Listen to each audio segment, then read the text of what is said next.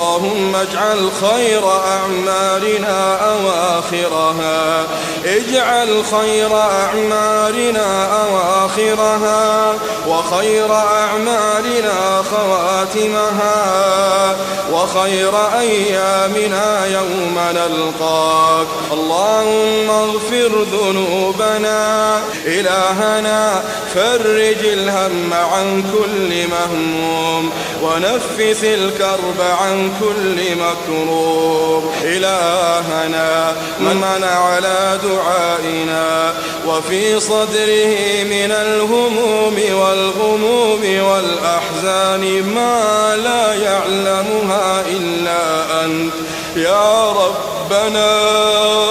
اللهم أذهب عنه ما يجد من الهم والغم والحزن برحمتك يا أرحم الراحمين.